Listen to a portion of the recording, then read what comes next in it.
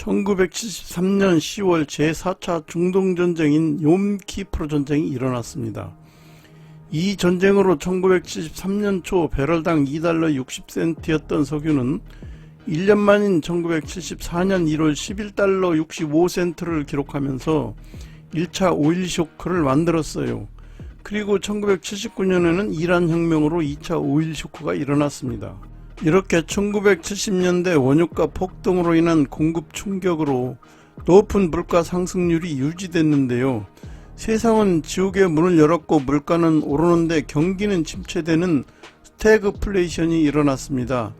아무리 확대 재정정책을 써도 실업률은 오히려 늘어나는 스태그플레이션 현상이 나타난 것이죠. 경기가 침체되자 달러 가치도 떨어졌어요. 케인스 경제학도 한계에 부딪혔습니다. 1979년 8월 달러 가치 하락을 막고 인플레이션과 싸우기 위해 구원투수로 폴 볼커가 연준의장에 취임했습니다. 그는 1987년까지 인플레이션 파이터로 당시 기준금리를 20%까지 높이면서 물가를 안정시키기 위해 노력했습니다. 그 덕에 물가 상승률은 3% 수준으로 잡혔는데 미국 금리가 너무 높다 보니까 달러가 강해졌어요. 볼커의 고금리 정책으로 달러 가치가 높아지면서 미국의 산업들이 흔들리기 시작했어요. 일본과 서독이 그 공백을 파고들었습니다. 철강, 반도체, 자동차 산업 등에서 미국 산업을 제압하기 시작했어요. 그러자 막대한 무역수지 적자가 심각한 양상을 띠게 되었죠. 더구나 레이건 행정부의 감세와 재정지출로 대규모 재정적자까지 나타났습니다. 이른바 쌍둥이 적자입니다. 달러가치 폭락을 막기 위해서는 무역 흑자국이 벌어들인 달러 잉여금을 미국 채권 매입 등의 형태로 역수출해야 했어요. 이 과정에서 일본이 제조업 발전으로 미국 GDP의 3분의 2 수준까지 따라붙었죠. 미국 달러는 다시 매력을 잃었습니다. 달러 위기의 재발을 두려워한 선진국들이 달러 안정화를 주장했습니다. 1985년 미국, 프랑스, 독일, 일본, 영국의 G5 재무장관이 뉴욕 플라자 호텔에서 모여 미 달러를 엔화와 마르크화에 대해 절하시키기로 합의했어요. 프라자 합의입니다. 프라자 합의 이후 2년간 엔화와 마르크화는 달러화에 대해 각각 65.7%와 57% 절상됐는데요. 엔 환율은 달러당 253엔에서 1988년에는 120엔까지 급등했어요. 케인스 경제학이 해법을 찾지 못하자 영국과 미국은 신자유주의 정책에 의해 시장에서의 자유로운 경쟁을 해법으로 들고 나왔습니다. 신자유주의는 생산 비용이 높아서 상품 경쟁력이 없을 때 불필요한 것을 모두 제거하고 경쟁을 통한 원가 하락을 최고로 생각했습니다. 그 결과 원가 하락이 시장 경제의 경쟁력이 됐고 중국의 싼 노동력이 이에 호응했어요. 엔화의 강세가 되면 덜 사게 되니까 무역 적자 가속도가 줄어들게 되므로 무역 적자가 줄어드는 속도는 줄지만 무역 적자는 줄어들지 않습니다. 그림에서 보는 바와 같이 플라자 합의로 미국의 무역 적자 속도는 완만하게 줄어들었죠. 그렇지만 적자 총량은 줄어들지 않았어요. 환율 압박에 의한 정책은 긍정적 영향은 있으나 완전한 방편은 아니었죠.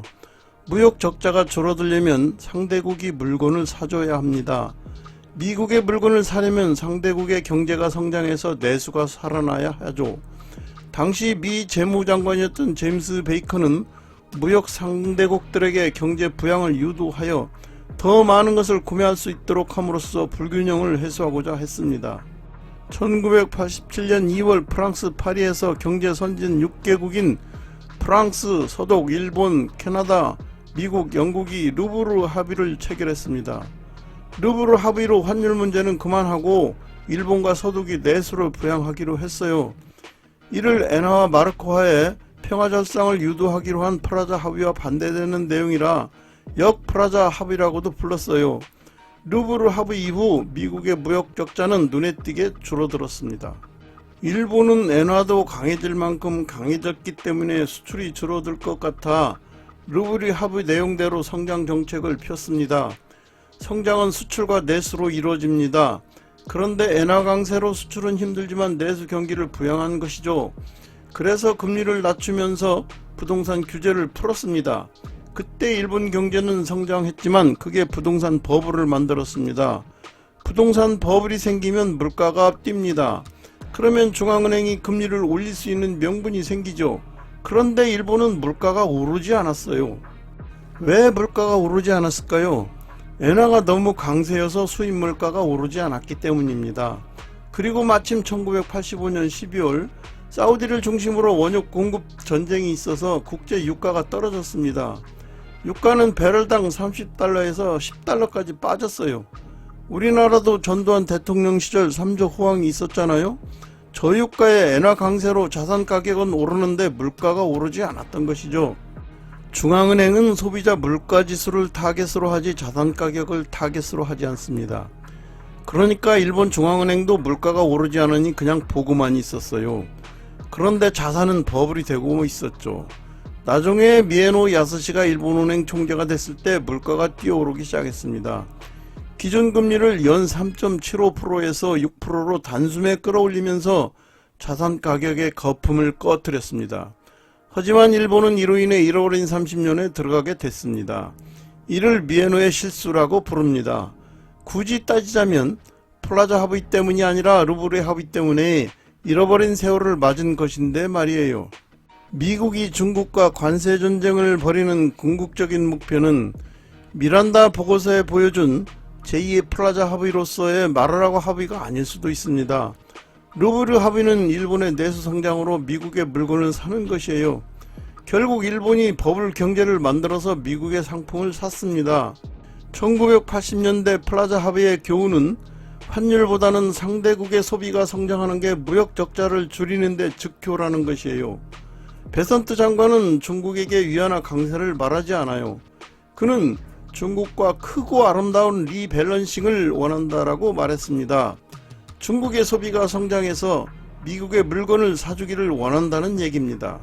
하지만 중국도 부동산 시장 침체 등으로 경제 성장이 둔화되면서 소비 심리가 극도로 위축되고 있죠.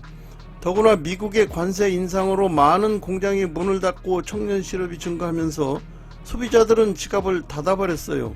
미중 관세 전쟁이 스위스에서의 극적 합의로 관세율을 낮추는 90일 휴전에 들어갔지만 앞으로의 갈 길이 험난하기만 합니다. 이상 미중 관세 전쟁에 있어 루브르 합의에 비춰본 미국의 진짜 속마음을 들여다봤습니다. 내용이 마음에 드셨다면 구독과 좋아요 그리고 알람을 꾹 눌러주세요. 다음엔 더욱 좋은 내용으로 돌아오겠습니다. 감사합니다.